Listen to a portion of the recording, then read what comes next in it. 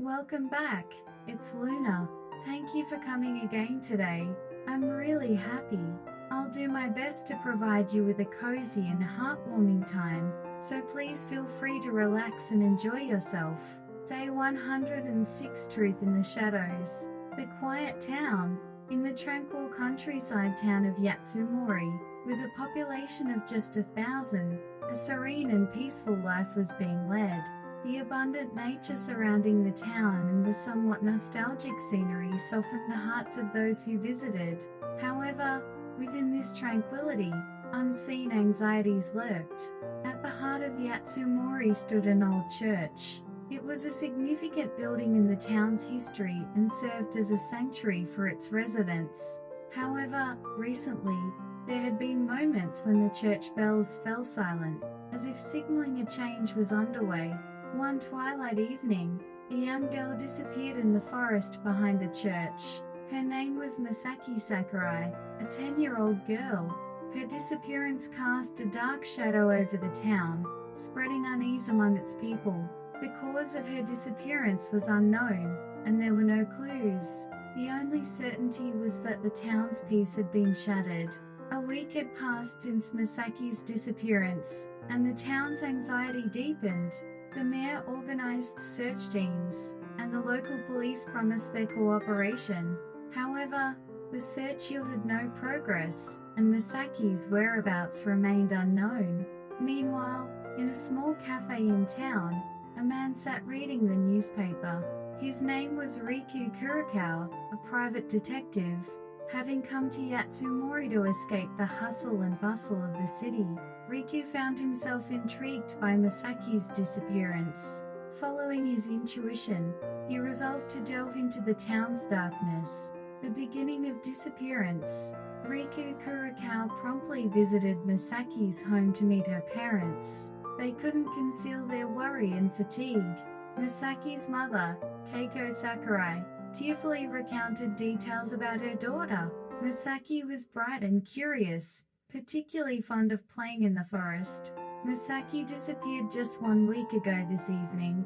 She loved playing in the forest and would often go alone. But that day, she didn't come back as usual. Keiko's voice trembled.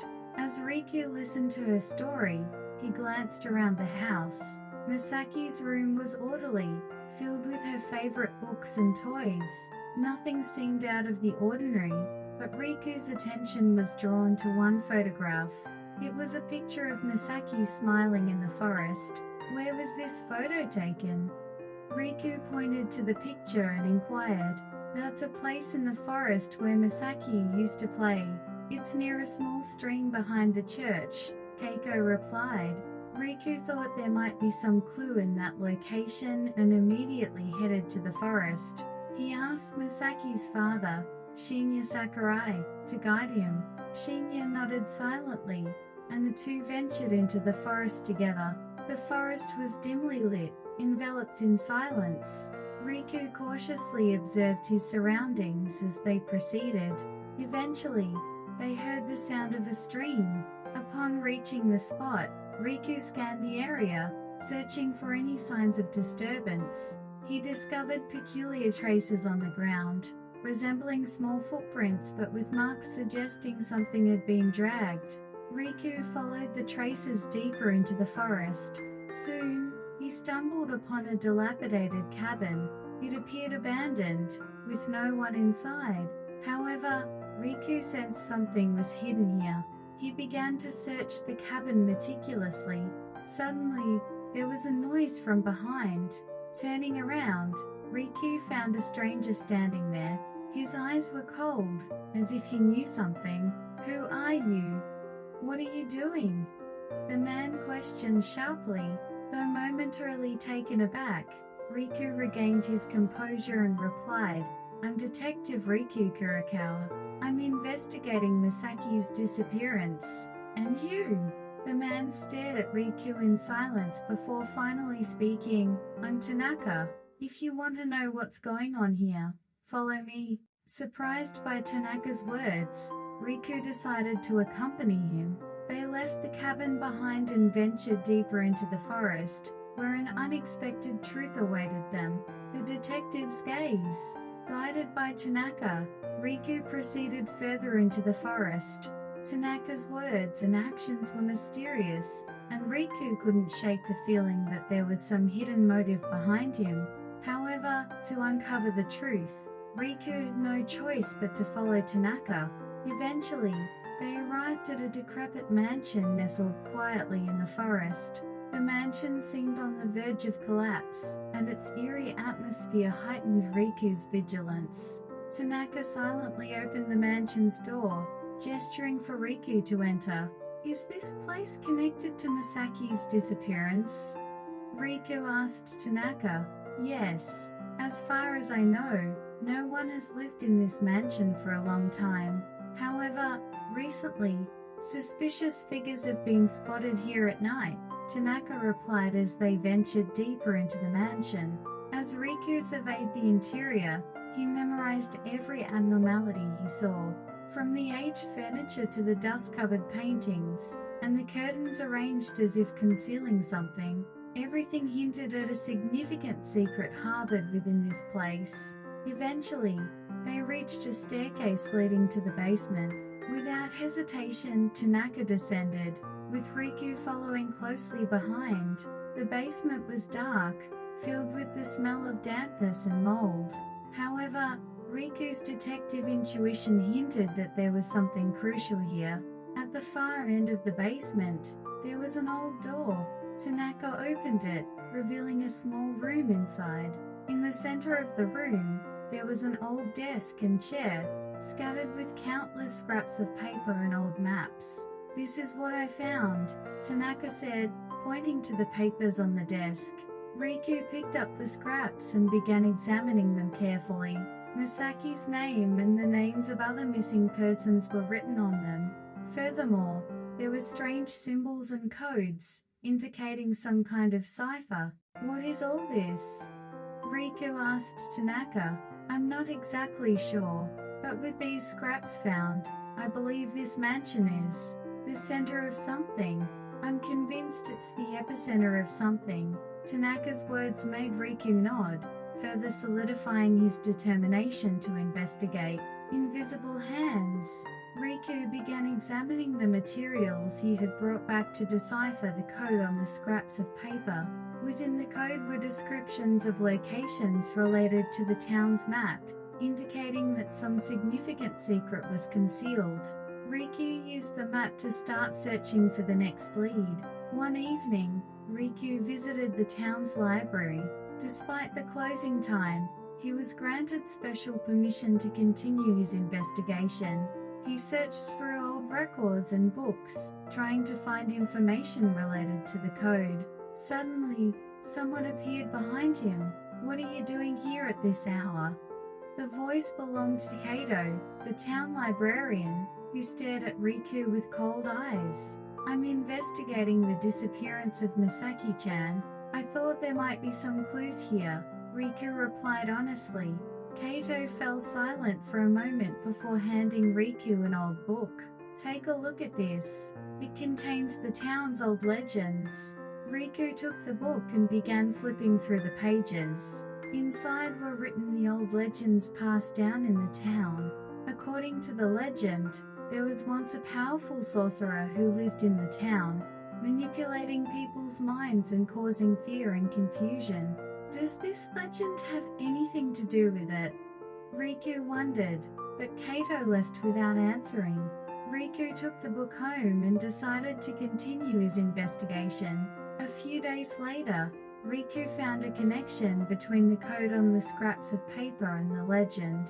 The code indicated a secret location hidden underground in the town. Riku pinpointed the location and decided to head back into the forest with Tanaka to uncover the truth.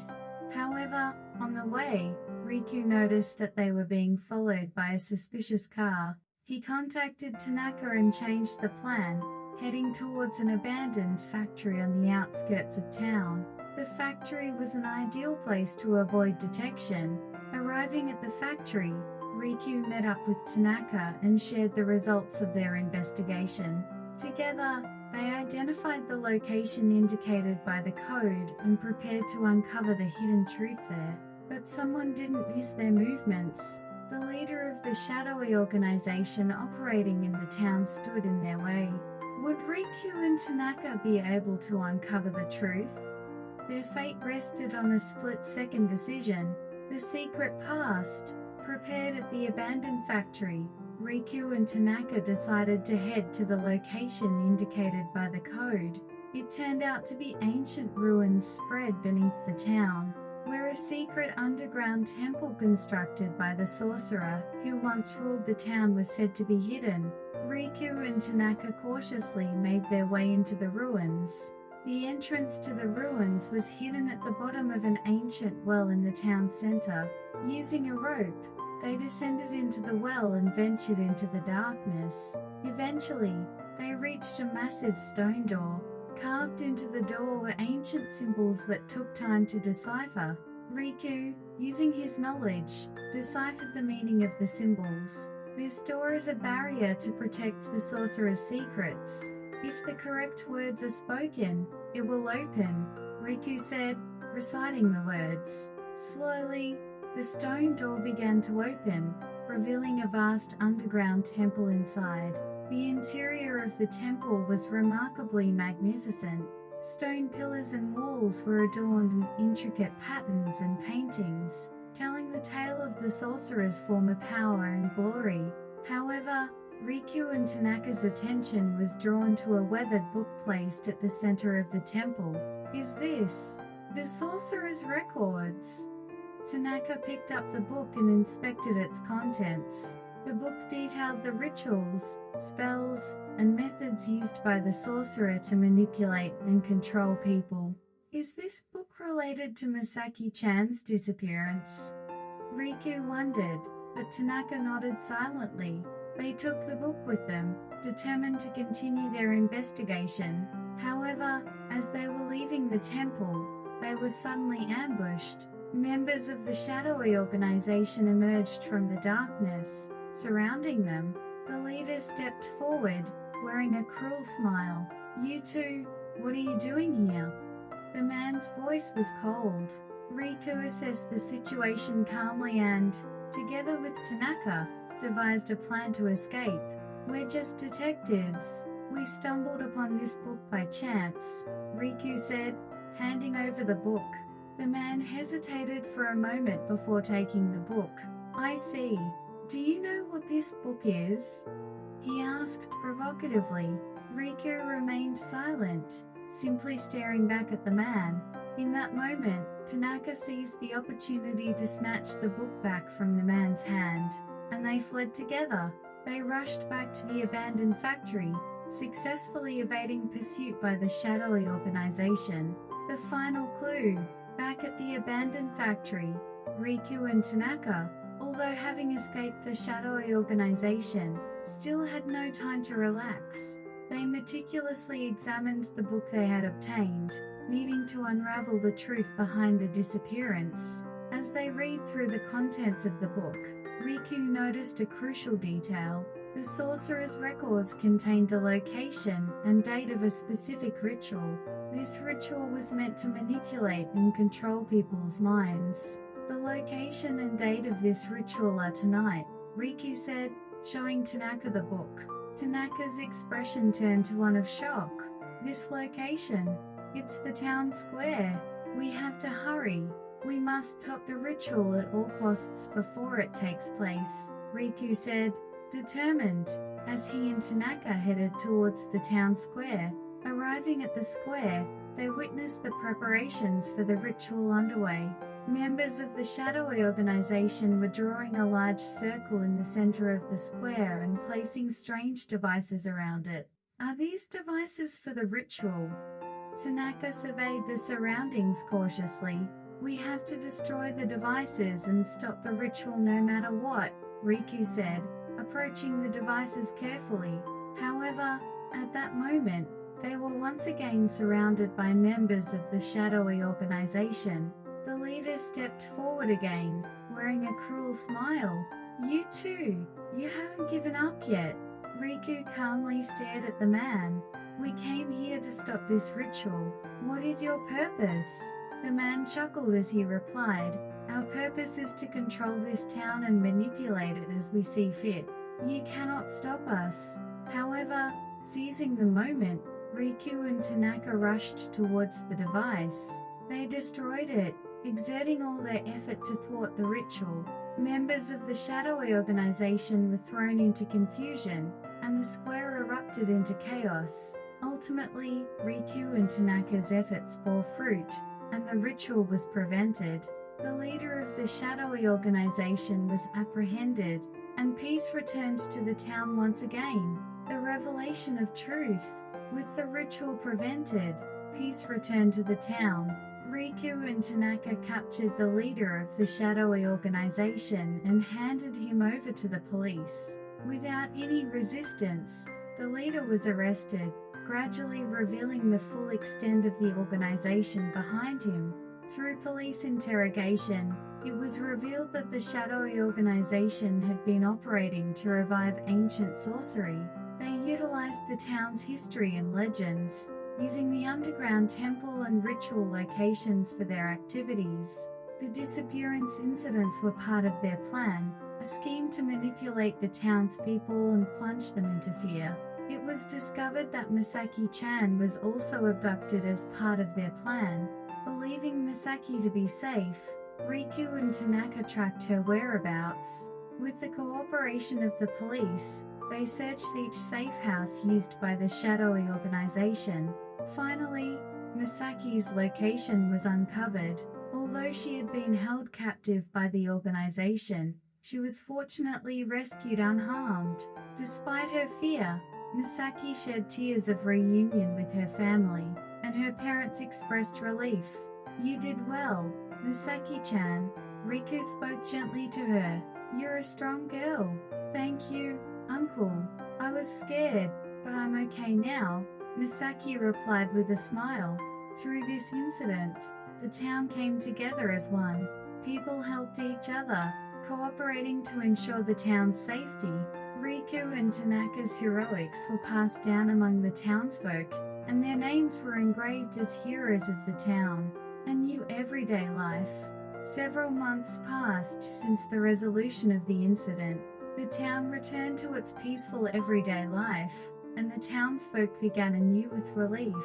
The sound of church bells echoed once again, enveloping the entire town in a serene atmosphere. Riku prepared to leave the town. Although he had initially intended to stay temporarily, he had formed deep bonds with many people through the incident. The mayor and the townsfolk expressed their gratitude to him, acknowledging the significant impact he had on the town. Thanks to you, Riku-san, the town was saved. Thank you so much. The mayor expressed his gratitude. No, thank you all. I couldn't have reached the truth without everyone's help. I won't forget my experiences in this town, Riku replied with a smile. Tanaka, too, played his role and worked tirelessly for the town. While infiltrating as a member of the shadowy organization, his true purpose was to dismantle the organization from within. His courage and dedication were instrumental in saving the town. I'll continue to watch over this town, Tanaka said to Riku. I'm counting on you, Tanaka. Riku shook his hand, promising to meet again. Riku left the town, embarking on a new adventure. As a detective, he knew there were countless mysteries in the world yet to be solved. With each challenge, he renewed his determination to fulfill his mission. As the townspeople bid farewell to Riku, they began to embrace their new everyday life. Misaki also returned to school, regaining her smile with her friends. The town regained its peaceful days, continuing to march towards the future. This quiet countryside town, Yatsugamori, would likely continue to maintain its tranquility. However, through this experience, the townspeople learned a valuable lesson that even in the most peaceful places, unseen darkness may lurk. And it's the courage and bonds that confront that darkness that bring true peace. Thank you for spending time with Runa until the end today. I'm really happy. If you enjoyed the memorable reading, please subscribe to the channel and give it a thumbs up. I'll have a new reading ready for you tomorrow, so please come back again. Have a good night, and goodbye. See you tomorrow.